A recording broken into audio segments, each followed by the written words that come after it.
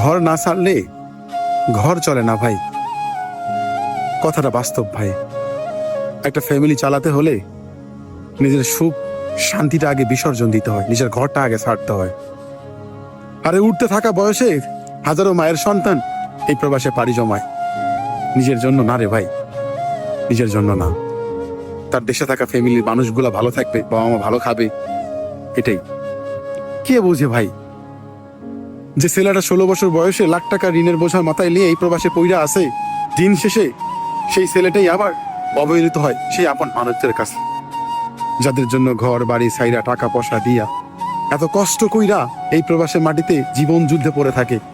সে শুধু তার ফ্যামিলির মুখে হাসি ফোটানোর জন্য। এতটুকু ভালো কেউ বুঝে না, দিন শেষে ওই প্রবাসীটাকে আবার অবহেলিত হতে হয়। কারণ সবাই জানে যে প্রবাসে গেছে, সে হয়তো ভালো আছে, ভালো খাচ্ছে, আমাদের দিচ্ছে, সে হয়তো মাসে লাখ লাখ টাকা ইনকাম করতেছে, কিন্তু ভাবতেছে না যে যে ছেলেটা আমাদের ভালো রাখতেছে সে কত কিছু ত্যাগ কইরা সেই প্রবাসের মাটিতে পইরা আছে।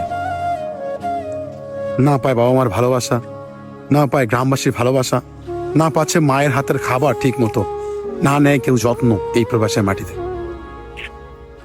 সে শুধু নিজে ভালো থাকার জন্য নয়, নিজেকে প্রতিষ্ঠিত করার জন্য নয়, আরে যে ঘর সাইরা দিছে এই ঘরের মানুষগুলোকে ভালো রাখার জন্য এই ঘর বাড়ি সাইরা এই প্রবাসে পাড়ি জমাইছে। একটা বারো কি আপনারা খোঁজ নিয়ে দেখেন, যে ঘর ছাড়ছে, যে ঘর ছেড়ে যে মানুষটা দূরপ্রবাসে পইরা আছে, সে কি নিজের জন্য পইরা আছে? না, সে আপনাদের জন্য পইরা আছে, একটা ফ্যামিলিকে ভালো রাখার জন্য।